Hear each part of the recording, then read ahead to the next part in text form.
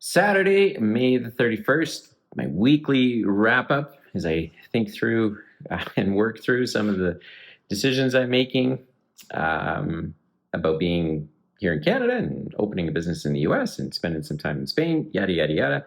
It occurred to me this week that I think the framing that I'm going to be using as I continue to work through all of these different decisions is to take kind of the country, United States, Canada, Spain, and think of it as a person. And that helps me. In the last episode, I talked about some of the challenges that Canada is facing and how maybe at first, a bunch of episodes ago, I said I didn't want to do anything here. And now I'm realizing that maybe there is an opportunity by leading by example on trying to create some opportunities here in Canada by addressing or working through some of the challenges that the country has. And then that got me thinking about, well, imagine though that a country was, like a person or maybe a business owner. And for example, the person in Canada, the business owner in Canada would say, I've got low productivity. I'm not investing any of my money. I've got a boss, a government that's ballooning their debt. And then I've got a government that is insistent on flooding the system with workers that aren't equipped to contribute meaningfully to the economy. So when you think about it like that, when you personify it, all of a sudden you think, okay, so if I'm a business owner and I've got low productivity, what do I need to do to boost productivity?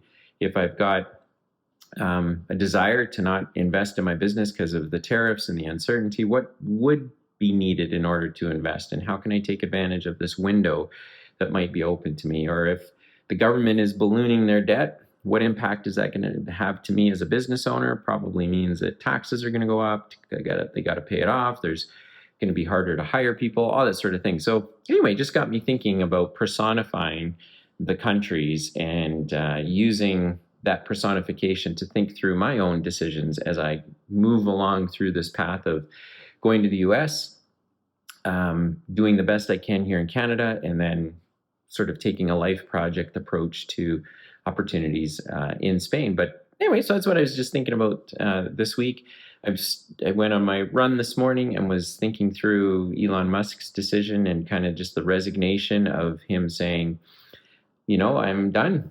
I tried to make a difference. A budget got passed or rather in the US, got to the House. It's got to go through the Senate, but it didn't appear to really take advantage of any of the things that I worked so hard to figure out for them. And so, bon voyage, I'm out of here. I'm going to go work back in my own private sector companies, and I'm just going to do a great job with those companies. We're going to generate tons of revenue. We're going to change the world, and you can tax the heck out of me if need be, but that's how I'm going to contribute to solving the problems that the US is facing. I'm just going to go out and run really great businesses. And so on the one end, I was a little discouraged because I was like, man, if a guy like Elon Musk can't move the needle, what hope do the rest of us have? And then I got thinking, well, wait a minute. Governments have been in place since the beginning of time. The human condition suggests that we just need to be under the authority of someone or something. But there's an opportunity to maybe reposition how I see that and think, okay, well, maybe there's something to be said about running a really strong business and using the challenges that, say, I see here in Canada as a reflection of the challenges that I'm probably facing in my business. And then so if I just think of Canada being a reflection of everybody in Canada, if there's low productivity Canada-wide, that probably means most of the businesses are not productive. So what does it mean to run a productive business in that case? And so anyway, now I'm inspired and I'm encouraged. And I think that's the great thing about being an entrepreneur or a business owner. And I was sitting with a buddy last night and he was sharing that some of the people he knows, or a guy that he knows, I guess, was talking about how, being an entrepreneur is like one step away from being a psychopath, because you get up every day to work on something that's not guaranteed. And the only thing that keeps you going is the hope that it's going to work out, or the optimism that it's going to work out. And there's no factual basis for why you do what you do every day. And I thought that was very, very appropriate, very entertaining. And so anyway, Going into the weekend, some of the things that I am thinking about is how quickly I can address that low productivity problem that Canada is facing. In our business, it's tricky. We have a profile of worker that is super grateful to do the work. They haven't invested a lot in themselves for a whole bunch of economic or societal reasons, but that's maybe kind of our opportunity.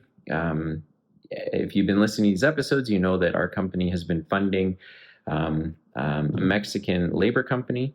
And we've been doing that because, first of all, we just need tons of laborers, and Canada's already short people to do real work. And it's a long play because we need the workers. The workers don't exist in the marketplace. You can't just run an ad, have people beat a path to your door. That's just not a thing. And so as a business owner, you just have to have a more intentional long-term view. And so my intentional long-term view is to say, if we just started investing in people, if I just took the next 2 to 3 years and purely invested in people and said, if we can attract somebody who has an interest in doing this type of work, then let's invest in them, let's double down on them, let's give them a path so that they can be super productive, not just because that's the goal, but because in being productive, they'll be more valuable. They'll be more valuable for their own sake, which means we can pay them more. They'll be more valuable to the company because it means we will be able to do more and employ more people, and the whole cycle continues. And they'll be more valuable to the community at large. And so instead of buying equipment, because our business doesn't really lend itself to that, it's going to be a complete people focus exercise. And that's always been how I've approached what I do. But now I'm convicted that if Canada has this productivity problem, that's probably a reflection of our business having productivity challenges as well. And even though I'm trying to stay on top of it, it's now at the forefront of my mind. And then in sharing how I'm doing that through these episodes, plus a bunch of other stuff that maybe some other business owners say, okay, yeah, I get that Canada's not, it's not the US, it's more like Europe. And how can I make the most of what I have? What's my highest and best use here in Canada as a business owner or as an entrepreneur? And for me, it's investing in people. For others, a friend of mine says for him, it's all about investing in assets and putting them to work to get a result. But whatever it is, instead of saying, let's dial back or let's kind of hold off doing anything else in Canada, now I'm approaching it with, no, I'm a Canadian, have a Canadian business. We've got people that depend upon what the decisions I make every day to provide for their livelihood. That's an awesome responsibility that I embrace every day.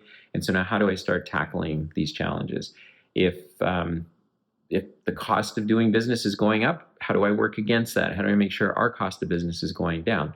If there's not going to be a lot of growth in our country and we're going to watch our competitors maybe just slowly fade into the background by closing their doors, how do we become like number one or number two in our market?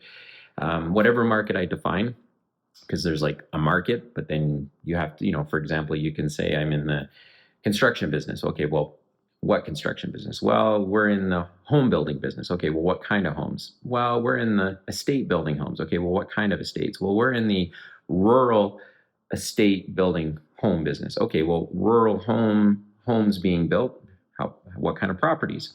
We are in the 10-acre plus rural home estate. So my point is, I would like to define the market that we're in more specifically. I'd like to become number one in that marketplace here in Canada, because if everything is going to slide, the service that we deliver to the marketplace is still going to be needed, whether Canada's doing great or not doing great. And I want our company to be the best provider of that service in the given markets that we're in. So anyway, big kind of mood change this week, thanks to some things that, like Elon Musk, that could be kind of depressing, but I think I can see where his rationale is coming from, and that's inspiring, because it just takes seeing someone else do something a different way so that you can then adjust what you're doing to get the desired outcome that you're looking for. And for me, I was trying to back away and kind of slow roll what I was doing here in Canada.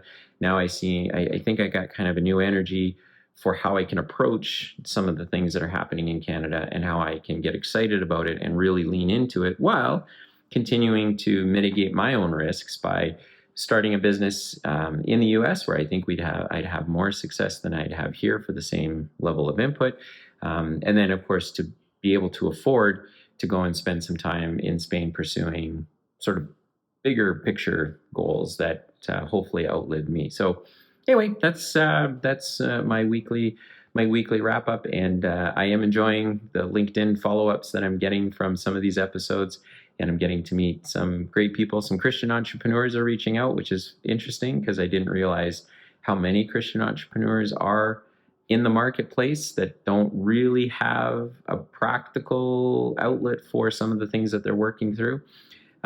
Business coaching, Christian business coaching is not the same as talking to an entrepreneur that actually has a Judeo-Christian faith and is going into the marketplace every day to figure out how to work out their faith and serve based on some biblical principles, and more importantly, based on the life that we see Jesus led. So anyway, thanks for those comments. Connect anytime. LinkedIn is a great way to do that. I'm not super active on LinkedIn, but I do respond to messages.